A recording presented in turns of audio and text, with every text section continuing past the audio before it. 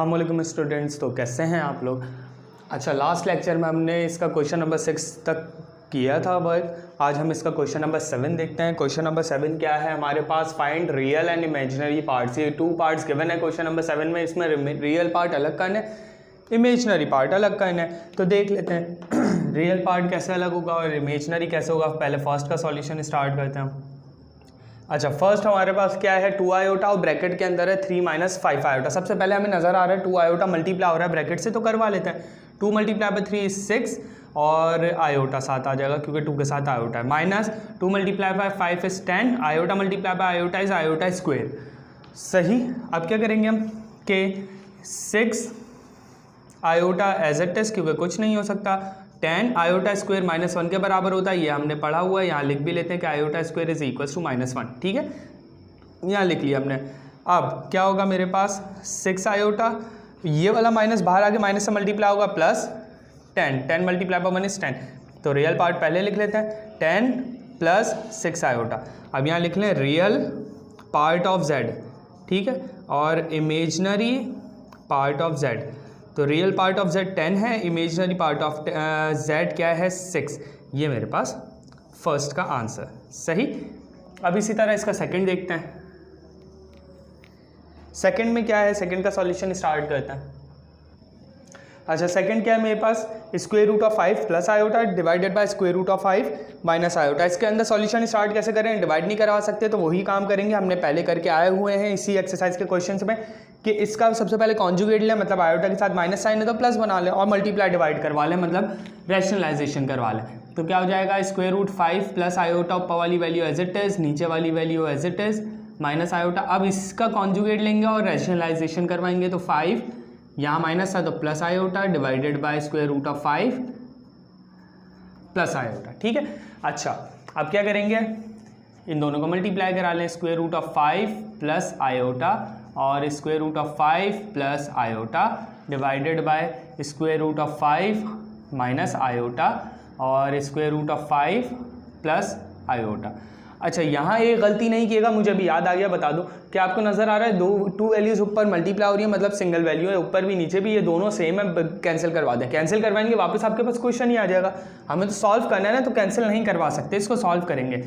इन दोनों को आपको नज़र आ रहा है, दोनों ब्रैकेट सेम है, √5 पहली वैल्यू, √5 पहली value, iota second value same है, प्लस भी सेम है, तो इनको एक ही ब्रैकेट कर लें, बेसिस सेम, पावर ऐड मतलब इस ब्रैकेट की पावर 1 इस ब्रैकेट की पावर 1 दोनों प्लस हो गए पावर 2। और ये हमारे पास कौन सा फॉर्मूला में के अंदर क्लोज हो जाएगा, a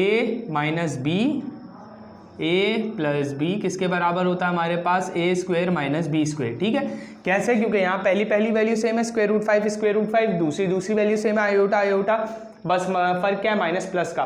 तो हमने क्या फॉर्मूला बना लेंगे, a का स्क्वायर मतलब √5 का होल स्क्वायर माइनस आयोटा का होल स्क्वायर। ठीक, इसके अंदर फॉर्मूला ओपन कर लेंगे, कौन सा फॉर्मूला, a² + 2ab + b का स्क्वायर। ठीक है, डिवाइडेड बाय स्क्वायर से √ कैंसिल से 5 बचा, minus iota square.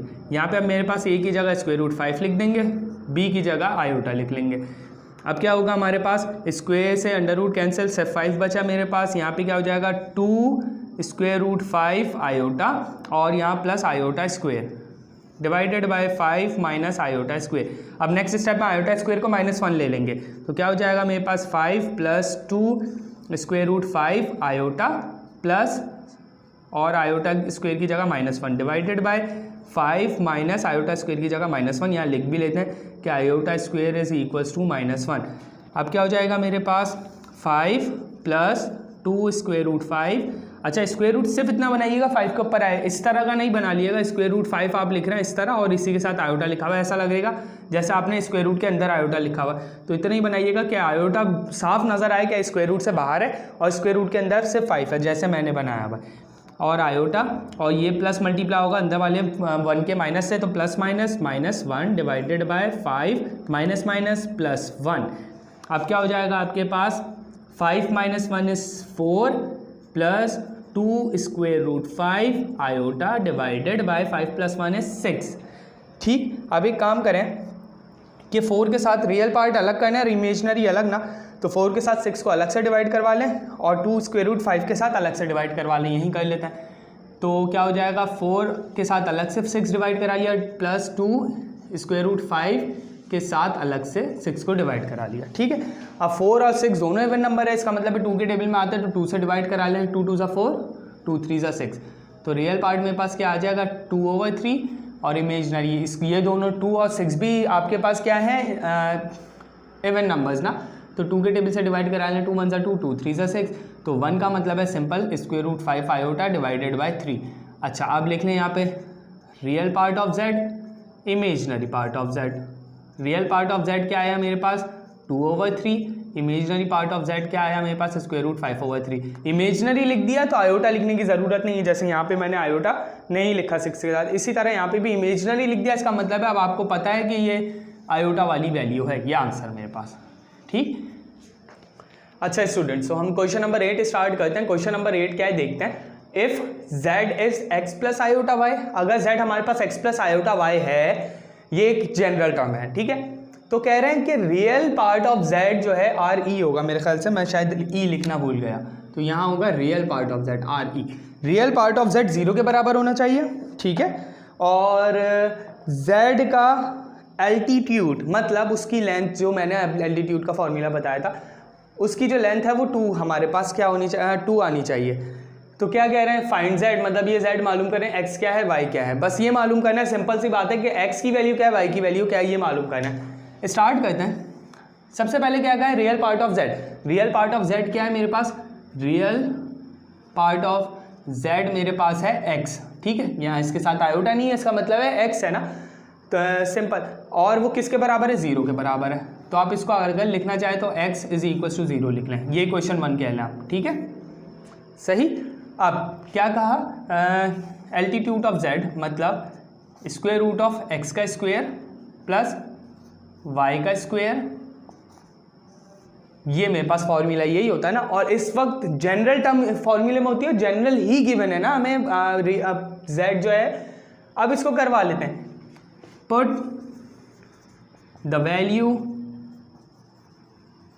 Of x = 0 in above equation. इसका मतलब क्या है कि ये जो x की वैल्यू 0 है, इस इक्वेशन में पुट करवा लेते हैं। तो कह लेते हैं z, अच्छा z क्या कहा इन्होंने, 2 के बराबर होना चाहिए ना, तो इसको 2 के बराबर कर लें। अब इसकी जगह एंड, अच्छा ये लिखा है ना आपने, put the value of z, put the value of x = 0 and ये value and z = 2 in above equation. सही, इसका ये मैंने क्या लिखा है, अच्छा ये मैंने क्या लिखा है कि मैंने x की वैल्यू 0 जो यहाँ से मुझे मिली वो इस इक्वेशन में पुट करा दूंगा, अबव इक्वेशन का मतलब, और z एल्टीट्यूड ऑफ z की वैल्यू 2 जो वहाँ गिवन है क्वेश्चन के अंदर, वो भी इस इक्वेशन में पुट करा लेता। मतलब इसकी जगह मैं 2 रख दूंगा और x की जगह 0 प्लस y का होल स्क्वायर, ठीक। अब क्या हो जाएगा, 2 = 0 का स्क्वायर इज 0 प्लस y का स्क्वायर इज y स्क्वायर, और 0 से तो कुछ भी वैल्यू प्लस कराएं फर्क नहीं पड़ता, तो 0 + y स्क्वायर इज y का स्क्वायर, ठीक है। तो अब इसका क्या मतलब है, 2 = स्क्वायर से अंडर रूट कैंसिल y, तो y की वैल्यू क्या आ गई आपके पास 2, तो y की वैल्यू 2 आ गई, x की वैल्यू 0 है, तो आप z बना लें। z आपका क्या बनेगा, 0 प्लस क्या है आयोटा y ना, तो 2 आयोटा कर लेंगे, क्योंकि y की वैल्यू आपके पास 2 आई है और x की वैल्यू 0, बस मैंने पुट कर दी, ये मेरे पास आंसर, सही। हम करेंगे इस लेक्चर के अंदर क्वेश्चन नंबर 9। क्वेश्चन नंबर 9 देखते हैं कि solve the following complex equations. Complex equations हमने सॉल्व करनी है और वो ये गिवन है। कॉम्प्लेक्स इक्वेशन का मतलब जिसके अंदर आपके पास रियल पार्ट भी हो, इमेजिनरी पार्ट भी हो, दोनों है इसमें। देखें x is a real part, y is a imaginary part, क्योंकि आपको पता है सेकंड कॉमा के बाद वाला नंबर इमेजिनरी होता है। यहाँ कॉमा के बाद 3 आयोटा जो है वो 3 जो है वो इमेजिनरी है, यहाँ 7 इमेजिनरी है, ये इमेजिनरी है, आयोटा है, ये इमेजिनरी है। तो हम इसको स्टार्ट करते हैं। क्वेश्चन नंबर फर्स्ट, इसका फर्स्ट पार्ट देखते हैं। अच्छा फर्स्ट पार्ट क्या है, x, y multiply by 2,3 is equals to -4, ठीक है। अच्छा, ये दो ब्रैकेट्स आपस में मल्टीप्लाई हो रहा है, मुझे वैल्यू क्या मालूम करनी है, एक्स एंड वाई की मुझे वैल्यू मालूम करनी है। तो क्या कहते हैं, इस 2 और 3 वाले ब्रैकेट को यहाँ से उठाते हैं। जैसे हम कहते हैं 2x इज इक्वल्स टू 4, तो हमें पता है x का आंसर मालूम करना है, 2 मल्टीप्लाई हो रहा है तो उधर जाके 4 से डिवाइड हो जाएगा। इसी तरह ये ब्रैकेट यहाँ मल्टीप्लाई हो रहा है, इधर आके इस ब्रैकेट से डिवाइड हो जाएगा, ठीक। तो इसको करवा लेते हैं कि x y is equals to -4, 7 divided by 2 and 3, ठीक है। अब मुझे ये लिखना ऐसे अच्छा नहीं लग रहा क्योंकि इस टर्म के अंदर हमने नहीं देखा, वैसे सही है कोई मसला नहीं है, लेकिन हम इसको एक काम करते हैं, इस तरह लिख लेते हैं, यहाँ डिवाइड का साइन डाल के लिख लेते हैं 2,3। ये वाले क्वेश्चन तो हमने पढ़े ना जब डिवाइड होता है, और मुझे पता था यहाँ डिवाइड आ रहा है, इसलिए मैंने पहले से इसके अंदर फॉर्मूला लिख लिया डिवाइड का, जो आप लोगों को मैं पूरा डिटेल में बता चुका हूँ, ठीक है। तो वो मैंने अगेन फिर भी लिख लिया। तो अब एक काम करते हैं, जहाँ a होगा वहाँ -4 रखेंगे, जहाँ b होगा वहाँ 7, जहाँ c होगा वहाँ 2, जहाँ d होगा वहाँ 3। तो फॉर्मूला लिख लेते हैं सबसे पहले। अच्छा, फॉर्मूला क्या है मेरे पास, a c plus b d divided by c square plus d square, ठीक, comma b c plus A D divided by C का स्क्वायर, मतलब ब्रैकेट का स्क्वायर प्लस डी का स्क्वायर। अच्छा, सी और डी का स्क्वायर जो है वो यहाँ 2 and 3 तो सेम रहेगा, यहाँ लिख लेते हैं। अब यहाँ क्या है, ए एंड सी, ए क्या है -4, सी क्या है 2, फिर क्या है बी एंड डी, बी क्या है 7 एंड डी क्या है 3। अब क्या है मेरे पास बी सी, बी क्या है 7 और सी क्या है 2, फिर क्या है ए एंड डी, ए क्या है -4, डी क्या है 3, ठीक है। ये मैंने फॉर्मूले के अंदर वैल्यूज़ जहाँ जहाँ ए था वहाँ पे -4, जहाँ बी था वहाँ 7, जहाँ सी था वहाँ 2 और जहाँ डी था वहाँ 3 पुट कर लिया। अब इसको सिंप्लीफाई करते हैं। 4 मल्टीप्लाई बाय 2 इज़ 8, 4 के साथ माइनस साइन है, 2 के साथ प्लस है, तो माइनस प्लस इज माइनस, ठीक। अच्छा, नेक्स्ट प्लस 7 3 ज़ा 21 डिवाइडेड बाय 2 2 ज़ा 4 प्लस 3 3 ज़ा 9। अब कॉमा 7 2 ज़ा 14, 4 3 ज़ा 12, अच्छा बीच में प्लस है, 4 3 ज़ा 12, 4 के साथ माइनस साइन है, 3 के साथ प्लस है, तो माइनस प्लस इज माइनस का 12 डिवाइडेड बाय 4 and 9, क्योंकि नीचे वाली वैल्यूज तो सेम रहनी है ना। अब और क्या सिंप्लीफिकेशन कर सकते हैं हम इसकी, कि माइनस प्लस माइनस, तो 21 माइनस 8 इज 13, ठीक है। 13 प्लस का होगा या माइनस का, बड़ी वैल्यूज देख लेते हैं। बड़ी वैल्यू 21 है तो प्लस का होगा, इसका मतलब है 4 + 9 इज 13 डिवाइडेड बाय 13। अच्छा, यहाँ पे हमने x और y नहीं लिखा, तो यहाँ लिख लेते हैं x, y is equals to 13/13, comma अब क्या करेंगे 14 एज इट इज, और यहाँ पे प्लस मल्टीप्लाई हो जाएगा माइनस से, प्लस माइनस का 12 डिवाइडेड बाय 13, क्योंकि नीचे तो सेम ही रहेगी वैल्यू। अगर नहीं पता समझ आ रहा तो देख लें, 4 + 9 इज 13।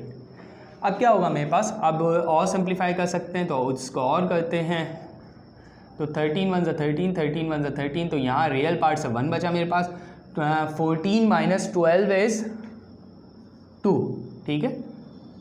14 - 12 इज, अच्छा एक मैंने मिस्टेक की है, यहाँ पे आपके पास क्या था, BC - AD था ना, यहाँ देखिए माइनस हो जाएगा। अच्छा, यहाँ माइनस होगा तो ये भी माइनस हो जाएगा आपके पास, यहाँ माइनस होगा तो ये माइनस माइनस मिलके बन जाएंगे प्लस, तो 14 + 12 इज 26 डिवाइडेड बाय 13, ठीक है। अब क्या हो जाएगा आपके पास 1, 13 1 = 13, 13 2 = 26, तो ये 2 आ जाएगा। इसका मतलब है x की वैल्यू हमारे पास, x क्या है, रियल पार्ट है, और y क्या है, इमेजिनरी पार्ट है। इसी तरह फर्स्ट वन आपके पास रियल पार्ट है, सेकंड जो 2 है वो इमेजिनरी पार्ट है आपके पास। तो आपको नज़र आ रहा है x की वैल्यू 1 है, y की वैल्यू आपके पास 2 है, ये आपके पास आंसर, ठीक है। ये मैं लिखना नहीं है, सिर्फ बता दिया मैंने आपको कि इस तरह देखते हैं। फर्स्ट वैल्यू रियल है, तो इसका मतलब है x की वैल्यू आपके पास 1 है, मतलब रियल पार्ट 1 है और इमेजिनरी पार्ट 2, ये आपके पास आंसर आ गया। यही कहा था ना, सॉल्व का मतलब होता है वैल्यूज़ मालूम करना ना, सिंप्लीफाई का मतलब होता है जस्ट इतना क्वेश्चन को आप निचोड़ दें कि अगर मैं चाहूँ या कोई भी टीचर आपका वो जो निचोड़ है वो चेक करें तो उससे ज़्यादा ना निचोड़ सके वो, ठीक है, ऐसा ही है। मतलब आप इतना निचोड़ दें कि उस क्वेश्चन को कि अगर मैं चाहूँ कि मैं बोलूँ कि यार ये इससे ज़्यादा निचोड़ सकता हूँ मैं, तो आप बोले ठीक है निचोड़ा, मैं निचोड़ दूँ, तो इसका मतलब है आपने कंप्लीट नहीं निचोड़ा था। और मैं नहीं निचोड़ सकूँ तो इसका मतलब है आपने कंप्लीट निचोड़ लिया। निचोड़ने का मतलब है एक क्वेश्चन को इतना सिंप्लीफाई कर दें, इतना सिंप्लीफाई कर दें कि मैं जब बोलूँ कि मैं बोलूँ भाई ये इससे ज़्यादा भी सिंप्लीफाई हो सकता है, आप बोले नहीं हो सकता, करके दिखा दो। मैं करूँ और मुझसे नहीं हो, तो इसका मतलब है आपने सही सिंप्लीफाई किया। और मैं बोलूँ आपका हो सकता है और मैं करके भी दिखा दूँ, तो इसका मतलब है आपने कंप्लीट सिंप्लीफाई नहीं किया। जैसे मैं आपको दे दूँ 24/12, ठीक है। अब आप इसको करें 2 12 24, 2 6 12। आप इसको 1 टाइम और भी कर लें, 2 6 12, 2 3 6, तो आपके पास 6/3। आपने मुझे आंसर दे दिया। अब मैं बोलूँ यार जो भी हैं आप स्टूडेंट है, मैं बोलूँ यार ये इससे ज़्यादा सॉल्व हो सकता है, इससे ज़्यादा सॉल्व नहीं, सॉरी मैं बोलूँ इससे ज़्यादा सिंप्लीफाई हो सकता है, करो भाई इसे। तो आप बोले सर मैंने तो देखें 2 दफ़ा कर दिया, इससे ज़्यादा मुझे नज़र नहीं आ रहा कहाँ से होगा, क्योंकि ऊपर वाला रियल इवन नंबर आ गया, नीचे वाला ऑड नंबर आ गया, तो नहीं हो सकता। मैं बोलूँ बिल्कुल हो सकता है। हाँ ये बिल्कुल हो सकता है कि 2 इवन नंबर्स हों तो वो 2 से डिवाइड हो जाते हैं। अब यहाँ दोनों इवन नंबर नहीं है, एक ऑड है एक इवन है, तो दूसरा 2 का टेबल तो नहीं लगेगा। 2 से आगे बढ़ जाए 3 का टेबल में देखते हैं। आपको पता है 3 के टेबल में 3 भी आता है, 3 के टेबल में 6, इसका मतलब है और सिंप्लीफाई हो सकता था। 3 2 6, 3 1 3, तो 2/1, और 2/1 जब भी डिनोमिनेटर में 1 आता है तो नहीं लिखते, तो इसका मतलब है 2 आंसर, ठीक है। तो ये मेरा मतलब है सिंप्लीफिकेशन का। अब सिंप्लीफिकेशन अलग चीज़ है, इस तरह आपने कंप्लीट किसी क्वेश्चन को किसी वैल्यू को सिंप्लीफाई करना, और सॉल्व का मतलब है कि किसी अननोन नंबर का कोई नंबर मालूम करना, ठीक है, वैल्यू मालूम करना। अच्छा अब इसका सेकंड पार्ट देखते हैं। सेकंड पार्ट क्या है मेरे पास? अच्छा अब इसका सेकंड पार्ट देखते हैं। अच्छा सेकंड पार्ट में मेरे पास PDF मौजूद है बुक की, तो उसके अंदर एक मिस्टेक है कि यहाँ स्क्वायर नहीं है, तो मैंने अभी देखा और स्क्वायर डाला है। अच्छा अब क्या करेंगे, हमें नज़र आ रहा है 2 ब्रैकेट के अंदर वैल्यूज़ हैं और उसका स्क्वायर है, तो हमें पता है वो किसके बराबर होता है। जब भी इस तरह के मेरे पास ब्रैकेट के अंदर 2 वैल्यूज़ सम हो रही हैं और उसका स्क्वायर हो, तो वो बराबर होता है A² प्लस 2AB के प्लस B², ठीक है, इसके बराबर होता है। तो कर लेते हैं A का square plus 2AB plus B², यही होता है, is equals to 2y iota. अब A की जगह मैंने x रखना है और B की जगह 3 आयोटा। अब इसको सिंप्लीफाई करते हैं। x का स्क्वायर इज x², ठीक है, प्लस 2 × 3 इज 2 3 6, x और आयोटा 6x आयोटा, ठीक है। उसके बाद 3 का स्क्वायर इज 9 और आयोटा भी साथ है, तो आयोटा का square is iota square is equals to 2y iota, ठीक है। अब क्या करना है कि और सिंप्लीफाई कर सकते हैं हम, और क्या सिंप्लीफाई कर सकते हैं, x² plus 6x iota plus का 9 आयोटा स्क्वायर की जगह -1 ले लेंगे, is equals to 2y iota. ये हम लिख लेते हैं कि हमें पता है कि आयोटा स्क्वायर बराबर है -1 के, ठीक है। अब इसके बाद क्या करेंगे कि x का स्क्वायर प्लस 6x आयोटा, और ये प्लस मल्टीप्लाई हो जाएगा माइनस से प्लस माइनस का 9 is equals to 2y iota. अच्छा कॉम्प्लेक्स नंबर्स जो हम टॉपिक पढ़ रहे हैं उसके अंदर हमें पता है 2 नंबर्स होते हैं, एक रियल और एक इमेजिनरी, इसके अलावा तीसरा कोई नहीं होता। तो इसमें देखते हैं x हमें पता है कि इसके साथ आयोटा नहीं है, रियल पार्ट है, ये आयोटा है, इमेजिनरी पार्ट है, इसके साथ आयोटा नहीं है, रियल है, इसके साथ आयोटा है, इमेजिनरी। आपको नज़र आ रहा है 2 इमेजिनरी हैं, 2 रियल पार्ट्स हैं, तो रियल को एक साथ कर लेते हैं। x² को 9 को एक साथ कर लिया, मतलब ये पूरा रियल पार्ट बना लिया हमने, और plus 6x iota is equals to 2y iota, ये मैंने अलग कर लिया। ये पूरा रियल पार्ट है, ये दोनों इमेजिनरी पार्ट है। अब आपको नज़र आ रहा है एक इक्वेट वाला, शायद आप लोगों को मैंने ये टॉपिक नहीं पढ़ाया। अगर आपके पास इस तरह हो कि AB बराबर हो CD के, ठीक है, जो जिस तरह हमने यहाँ देखा था कि x मेरे पास 1 के बराबर है, y मेरे पास 2 के बराबर है, इसी तरह होगा A मेरे पास C के बराबर हो जाएगा और B मेरे पास D के बराबर हो जाएगा।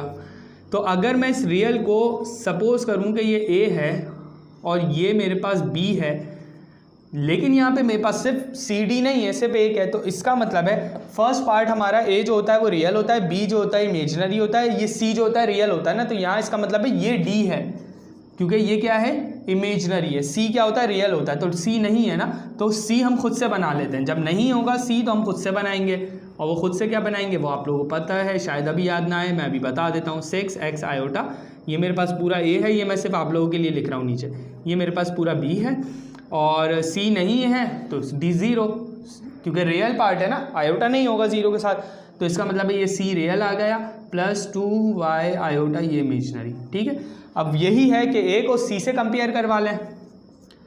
एक्स स्क्वेयर माइनस 9 को सी मतलब 0 के बराबर ले लें, और यहाँ से x की वैल्यू निकाल लें कि X square is equal to 9, -9 उधर जाएगा, +9 हो जाएगा, स्क्वेयर यहाँ लिख लें स्क्वेयर रूट, अच्छा यहाँ एक लाइन डालें, और ये 6x आयोटा बराबर हो जाएगा 2y आयोटा के। ठीक है, यहाँ से पहले x की वैल्यू निकालते हैं, फिर यहाँ पुट कर लेते हैं, तो ये क्या हो जाएगा, square root on both sides,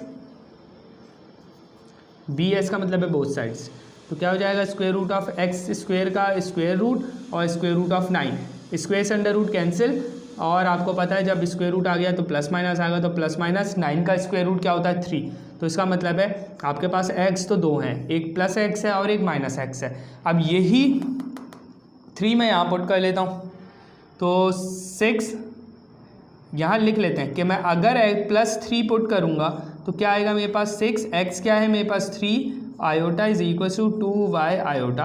अच्छा आयोटा नहीं लिखेंगे क्योंकि हमें पता है हम ये कौन सा पार्ट लिख रहा है, इमेजनरी पार्ट लिख रहा है ना, तो 6 3 ज़ार 18 इज इक्वल टू 2y, तो ये मेरे पास 18 2 आके डिवाइड हो जाएगा, y का आंसर आ जाएगा 2 1 ज़ार 2 2 9 ज़ार 18, तो y का आंसर मेरे पास क्या आ जाएगा 9। लेकिन 9 कब आएगा ये भी लिखना पड़ेगा हमें, y 9 कब आया जब +3 रखा, तो मतलब x +3 होगा तो 9 y आपके पास +9 होगा। ठीक है, एक ही आंसर आ गया। अब x अगर मैं -3 रखूँ तो y क्या आएगा वो देखते हैं, तो x की जगह अब यहाँ पे मैं -3 रख के देख लेता हूँ, x -3, तो x -3 मतलब 6 -3 इज इक्वल्स टू 2y, तो ये हो जाएगा माइनस का 18 इज इक्वल्स टू 2y, तो ये मेरे पास हो जाएगा -18 divided by 2 is equals to y, 2 1 ज़ार 2 2 9 ज़ार 18, तो -9 हो जाएगा y जब मैं x -3 रखूँगा, तो इसका मतलब है -9। ठीक है, दो आंसर हैं आपके पास, x -3 रखेंगे तो y -9 आएगा, और x +3 रखेंगे तो y +9 आएगा। क्वेश्चन नंबर 10 क्या है देखें, represent the following complex numbers, ये सारे जो कॉम्प्लेक्स नंबर्स हैं इनको रिप्रेजेंट करें कैसे, on complex plane. Complex plane का मतलब है एक ग्राफ पेपर के ऊपर। ठीक है, मतलब ग्राफ पेपर के ऊपर तो नहीं, लेकिन कॉपी में ग्राफ की तरह आपने एक ग्राफ बनाना है और उसके अंदर ये सारे रिप्रेजेंट करके बताना है उन्हें, और वो जो आपके पास ग्राफ होगा वो जो प्लेन होगा वो कॉम्प्लेक्स प्लेन होगा। क्यों कॉम्प्लेक्स प्लेन होगा, क्योंकि आप लोग फर्स्ट ईयर की बुक पढ़ रहे हैं, तो इसका मतलब है 9 और मैट्रिक में आप लोग ग्राफ बना के आए होंगे, पता होगा ग्राफ कैसे बनता है, इस तरह होता है, आपको पता है ये x होता है ये y होता है, तो ये जो x है अभी हमने पढ़ा है कि z, यहाँ पे x क्या है मेरे पास रियल पार्ट है, तो इसका मतलब है ये पूरी मेरे पास लाइन रियल लाइन है, और y मेरे पास क्या है इमेजनरी, तो इसका मतलब है पूरा मेरे पास इमेजनरी लाइन है। ठीक है, तो जितनी भी मेरे पास इमेजनरी, मतलब ये जो मेरे पास कॉमा के बाद वैल्यूज़ है -3 4 7 2 6 0, ये सारे कहाँ इस लाइन के ऊपर y वाली लाइन के ऊपर ड्रॉ होंगे, और जो मेरे पास x रियल लाइन क्या है मेरे पास फर्स्ट जो कॉमा से पहले वाली वैल्यू है वो सारी रियल है, 2 3 -5 -6 0 एंड -5, ये सारी आपके पास ये x एक्सिस की लाइन पे ड्रॉ होंगी। ठीक है, तो ये हम इस तरह बनाएंगे। ठीक, ये वही ग्राफ होगा, बस y को हमने इमेजनरी कहेंगे, x को हम रियल कहेंगे। क्यों, क्योंकि हमारे पास x जो है वो रियल पार्ट है और y जो है इमेजनरी पार्ट है। अब हमने ऐसा नहीं करना कि एक ग्राफ बनाना है, मतलब जो भी लाइंस वगैरह ड्रॉ करनी है वो हमने सिर्फ एक ग्राफ पे ये पॉइंट बनाना है, दूसरे पे ये, एक काम करें एक ही ग्राफ लें उस पर ये सारे पॉइंट ड्रॉ कर लें, और अगर उससे आसान तरीका है कि इन पॉइंट्स के नेम रख लें, इसका नाम A रख लें अपनी मर्जी से, इसका नाम B रख लें, नहीं रखें तो इनको 1 2 से डिनोट करते रहें, इसको आप C कह लें, D E F, क्योंकि जब हम ये वहाँ पॉइंट ड्रॉ करेंगे तो इनका नाम लिख देंगे ताकि हमें पता चलेगा जो A पॉइंट है वो ये वाला है, जो B है वो ये है। ठीक, अच्छा एक काम करते हैं, ग्राफ पेज किसी पेज पे बनाने से पहले हम इसमें देखते हैं रियल में सबसे छोटी और सबसे बड़ी दो वैल्यूज़ देखते हैं। ठीक है, ये मैं आपके लिए लिख देता हूँ, रियल के लिए हम मिनिमम, मिन और मैक्स मतलब मैक्सिमम वैल्यूज़ दोनों देखेंगे, इमेजनरी के लिए भी दोनों देखेंगे। इससे ग्राफ बनाने में आसानी होगी। अभी बताता हूँ क्या आसानी होगी।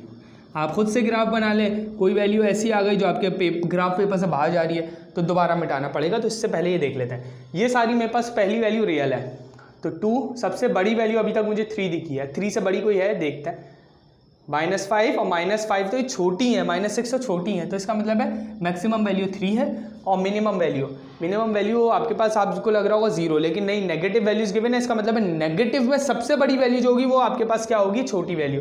तो -5 -6 -5 में सबसे बड़ी वैल्यू माइनस में -6 है, इसका मतलब है सबसे छोटी वैल्यू है क्योंकि माइनस साइन लगा हुआ है। रियल में सबसे छोटी वैल्यू मेरे पास -6 है और सबसे बड़ी वैल्यू है 3। अभी बताता हूँ इससे मैंने क्या देखा।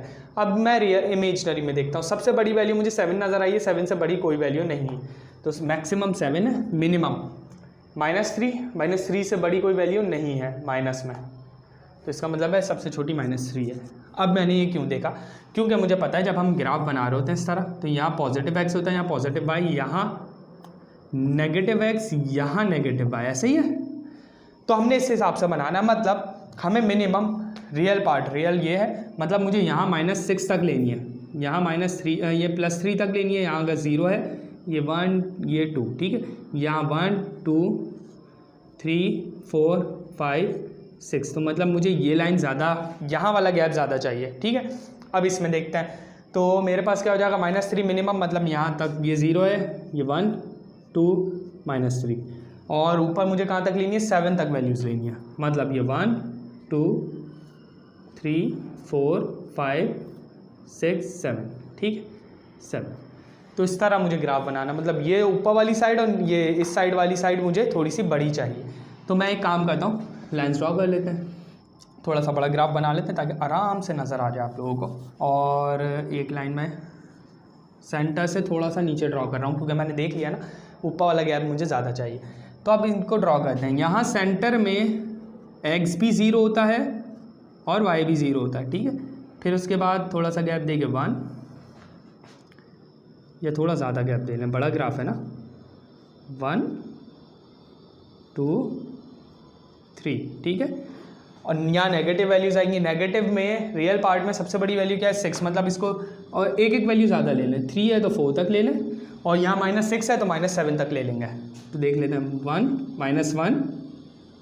-2 -3, ये पेज पे ड्रॉ करना आपने, -4 -5 -6 -7, ठीक है।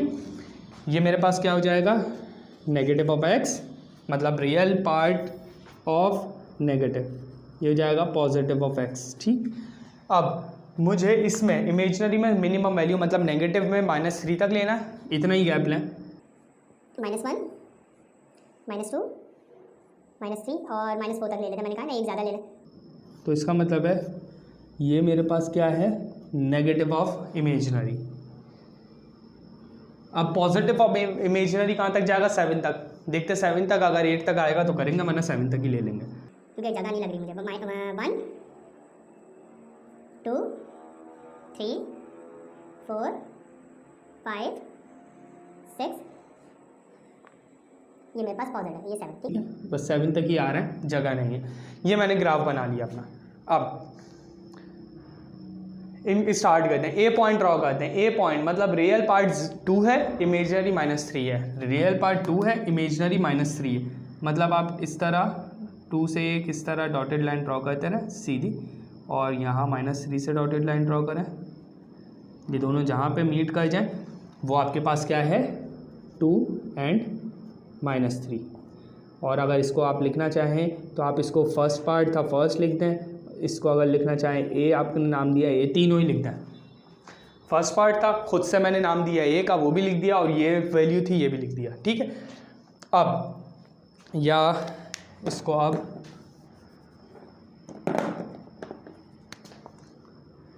फर्स्ट था, ए भी कहा था मैंने इसको, और 2 और -3 भी है, ठीक है। ये मेरे पास बन गया। अब सेकंड देखते हैं। सेकंड बी क्या है, 3 रियल पार्ट है, 4 इमेजनरी है। 3 रियल है, 4 इमेजनरी है, क्योंकि आप पॉजिटिव है तो ऊपर जाएंगे। सीधा जाएंगे थोड़ा सा, मैं तो विदाउट स्केल बना रहा हूँ इसलिए इस तरह। और ये मीट करेगा इस पॉइंट पे, तो ये पॉइंट आपका हो गया सेकंड पार्ट, और सेकंड पार्ट को आपने बी भी कहा था, और बी की वैल्यू थी 3 और 4, ठीक है, यही था 3 और 4, ठीक। अब इसी तरह सी ड्रॉ करना है। सी आपके पास क्या है, -5 रियल पार्ट है, मतलब ये रहा, और 7 इमेजनरी, -5 और 7 ऊपर लेके जाना है इस तरह। ये शायद फर्स्ट ईयर लिखा हुआ बीच में आ जाएगा, ये मेरे पास यहाँ फर्स्ट ईयर आ रहा है, तो बस इसको यहीं से हम बैंड कर लेंगे, ठीक। 7 और -5 यही था ना, -5 रियल पार्ट था और 7 इमेजनरी, तो ये मेरे पास कौन सा था, इस पॉइंट को आप थर्ड कह लें, थर्ड पॉइंट था, और इसका नाम मैंने सी रखा था। वैसे ये किस पॉइंट पे ड्रॉ हुआ है, -5 पे और 7 पे, ठीक। ये मेरे पास हो जाएगा थर्ड पॉइंट। फोर्थ देखते हैं D point, -6 is real this and 2 is imaginary, -6 और 2, तो इसको लेके जाए इस तरह ऊपर, और फिर यहाँ दिस, ठीक। ये वाला पॉइंट आया है, ये पॉइंट मेरे पास क्या है, फोर्थ पॉइंट है, इस फोर्थ को मैंने डी नाम दिया था, और इसके पॉइंट्स क्या है, -6 is real and 2 is imaginary, यही है -6 और 2। अब इसका हम ड्रॉ करते हैं ई पॉइंट, मतलब fifth part, 0 is a real और 0 ये रहा, मतलब 0 रियल जो है वो पूरी इस लाइन पे चलता है, और पूरा इमेजनरी रियल इस लाइन पे चलता है। तो हम देख लेते हैं। अब हमारे पास क्या है, 0 मेरे पास क्या है, रियल पार्ट है, तो मतलब इस लाइन वाई वाली लाइन के ऊपर चलेगा, और 6 क्या है मेरे पास, इमेजनरी, तो 6 इमेजनरी ये रहा, और 0 मैंने कहा था इसी लाइन पे चलेगा, इसका मतलब है सिर्फ और सिर्फ यहीं पर ही एक पॉइंट आ जाएगा। चाहे तो इस लाइन के ऊपर इस तरह एक डॉटेड लाइन ड्रॉ कर लें जो आपको नज़र नहीं आएगी, यहाँ तो मैं ब्लैक एंड ब्लू का शेड दे रहा हूँ इसलिए नज़र आ रही है। ये मेरे पास हो जाएगा फिफ्थ, और इसको मैंने नाम दिया था ई का, और ये मेरे पास क्या है, रियल क्या है 0, इमेजनरी क्या है 6, ठीक।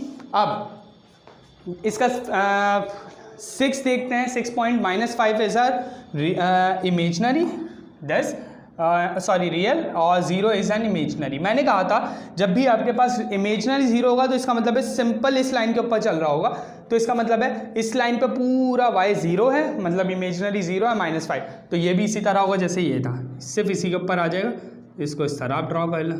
तो ये मेरे पास क्या हो जाएगा 6th, और ये ई था मेरे पास, ये f हो जाएगा, और f मेरे पास क्या था, -5 और 0, ठीक है।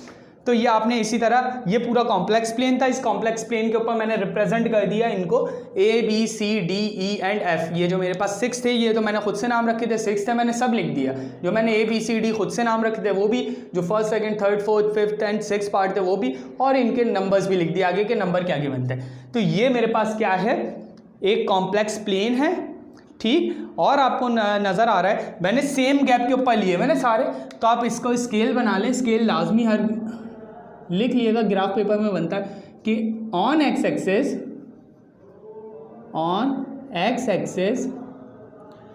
1 small square is equals to 1 unit, क्योंकि दोनों आपने सेम लिए तो इसका मतलब है दोनों का सेम लिखेंगे, अगर इसमें डिफरेंस होता फिर देखते हैं। On Y axis 1 small square is equals to 1 unit, ये आपने स्केल भी बना लेना। ये कॉम्प्लेक्स प्लेन बन गया हमारा, और ये हमारे पास क्वेश्चन नंबर 10 है। Question number 11, find the length of a vector representing the complex number. हमें लेंथ मालूम करनी है लेंथ मालूम करनी है कॉम्प्लेक्स नंबर की जो वेक्टर रिप्रेजेंटिंग नंबर्स हैं, ठीक है। मेरे पास ये नंबर्स गिवन है, कॉम्प्लेक्स नंबर्स हैं, आपको नज़र आ रहा है, एक रियल है, एक imaginary, real imaginary, real imaginary, real imaginary. तो इसका मतलब है आपके पास क्या है, कॉम्प्लेक्स नंबर्स हैं, उनकी लेंथ मालूम करनी है। लेंथ वही एल्टीट्यूड वाला फॉर्मूला आपको याद है जो हमने इस तरह पढ़ा था, x² + y² स्क्वायर रूट के अंदर, ये वही है। अच्छा एक और चीज़, यहाँ पे लेंथ के अंदर की बात कर रहा हूँ और किसी चीज़ की बात नहीं कर रहा। रियल पार्ट के साथ माइनस हो या प्लस हो, इमेजनरी पार्ट के साथ माइनस हो या प्लस हो, कोई फ़र्क नहीं पड़ता लेंथ के ऊपर। आप अगर मेरे पास यहाँ लिखा हुआ है ना फर्स्ट पार्ट -5 + 2 आयोटा, अगर मैं इसे +5 + 2 आयोटा भी लिख दूँ सिर्फ लेंथ मालूम करने के लिए, वैसे लिख नहीं सकते, सिर्फ लेंथ मालूम करने के लिए, तो भी मेरे पास सेम आंसर आएगा। या मैं इसको -5 मेरे पास लिखा है -5 माइनस +2 आयोटा -5 -2 आयोटा लिख दूँ, +5 -2 आयोटा, कुछ भी लिख दूँ मैं, मेरे पास आंसर सेम आएगा। प्लस माइनस डिफरेंस कर दूँ, आंसर सेम आएगा। क्यों सेम आएगा बताता हूँ अभी। फर्स्ट पार्ट देखते हैं। फर्स्ट पार्ट क्या है मेरे पास, -5 + 2 आयोटा। -5 + 2 आयोटा का मतलब है मेरे पास x क्या है -5 और y क्या है मेरे पास 2, ठीक है। आयोटा नहीं लेते तो मैं लिख लेता हूँ, या इसको आप एक काम करें, इसको आप सबसे पहले z के बराबर ले लें, फिर आप इस तरह लिख लें z = -5 का स्क्वायर + 2 का स्क्वायर। अब मुझे बताएं -5 का स्क्वायर भी +25 आएगा और +5 का स्क्वायर भी +25 आएगा, +2 का स्क्वायर भी 4 आएगा और -2 का स्क्वायर भी 4 आएगा, इसलिए कोई फ़र्क नहीं पड़ता। लेकिन साइन लाजमी लगाएंगे साथ। एक मैंने एग्जांपल दी थी कि मैं खुद से साइन चेंज कर दूं, कोई मसला नहीं है, हाँ करना नहीं है लेकिन मसला कोई नहीं है, कर नहीं सकते, लेकिन ये भी मैं बता दूं। तो मेरे पास क्या हो जाएगा, √25 + 4 इज √29। अच्छा, √9 क्या आ रहा है मेरे पास, 5.385, ठीक, ये मेरे पास आ रहा है। इसको कंप्लीट सॉल्व करके लिखना है इसमें। अब इसका हम देखते हैं सेकंड पार्ट। अच्छा, हमारे पास क्वेश्चन क्या है, 7/3 + 8/3 आयोटा। इसमें हम डायरेक्ट फॉर्मूले में पुट करते हैं और आंसर निकाल लेते हैं। 7/3 का होल स्क्वायर + 8/3 का होल स्क्वायर और स्क्वायर रूट के अंदर 7 का स्क्वायर इज़ 49, 3 का स्क्वायर इज़ 9 + 8 का स्क्वायर इज़ 64, 3 का स्क्वायर इज़ 9, तो ये आपके पास 9 और 9 सेम आ जाएगा और यहाँ स्क्वायर रूट। अच्छा, 49 प्लस हो जाएगा 64 से, तो आपके पास क्या हो जाएगा, 49 + 64 इज़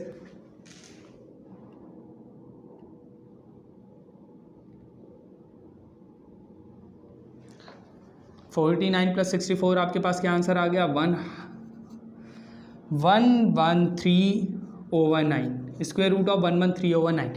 अच्छा, अब मेरे पास 49 में मैंने 64 प्लस किया, मेरे पास क्या आ गया 113, और 113 को जब मैंने 9 से डिवाइड कराया तो मेरे पास आंसर क्या आ रहा है 12.555, ठीक, ये मेरे पास आ रहा है इन दोनों को डिवाइड करा के आंसर। अब इसका स्क्वायर रूट भी निकाल लेते हैं। इसका स्क्वायर रूट मेरे पास क्या आ रहा है 12.555 का मेरे पास आ रहा है 3.54, ठीक है, ये मेरे पास आंसर 3.543 आ रहा है। बस इतना काफ़ी है, डेसिमल के बाद 2 नंबर्स, सही। अब हम इसका देखते हैं थर्ड पार्ट।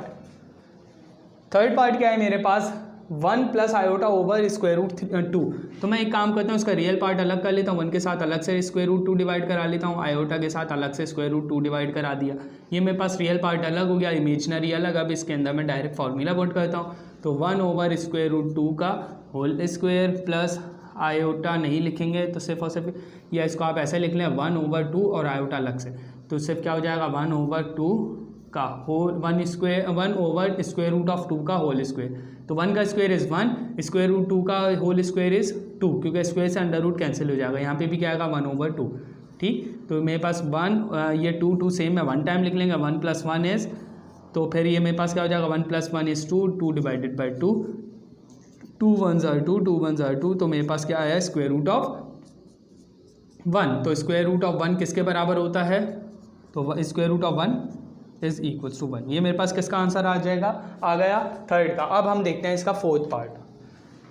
फोर्थ पार्ट क्या है मेरे पास, 1 + square root of 3 iota divided by 2। इसमें भी मैं रियल और इमेजनरी अलग अलग कर लेता हूँ, 1 के साथ अलग से डिवाइड करवा लेते हैं 2 को, तो 1 डिवाइडेड बाई 2 प्लस का square root 3 divided by 2 iota, ठीक है। अब इसमें मैं डायरेक्ट फार्मूला अप्लाई कर लेता हूँ, क्या हो जाएगा मेरे पास 1/2 का whole square plus square root of 3 divided by 2 का होल स्क्वायर, ये मेरे पास। अब 1 का स्क्वायर इज़ 1, 2 का square is 4 plus square root of 3 का होल स्क्वायर इज़ 3 और 2 का स्क्वायर इज़ 4, तो मेरे पास क्या आ जाएगा 4 4 सेम है, 1 टाइम उतार लेंगे, 1 + 3 एक साथ उतार लेंगे, 1 + 3 is 4 divided by 4, 4 1s are 4, 4 1s are 4, square root of 1 is equals to 1, ठीक। तो मेरे पास क्या आंसर आ जाएगा, लेंथ क्या आ जाएगी 1, ठीक है। तो ये मेरे पास क्वेश्चन नंबर 11 भी कंप्लीट हो गया। क्वेश्चन नंबर 11 कंप्लीट हो गया, इसका मतलब है हमारी एक्सरसाइज 1.1 कंप्लीट हो गई। जब तक के लिए अल्लाह।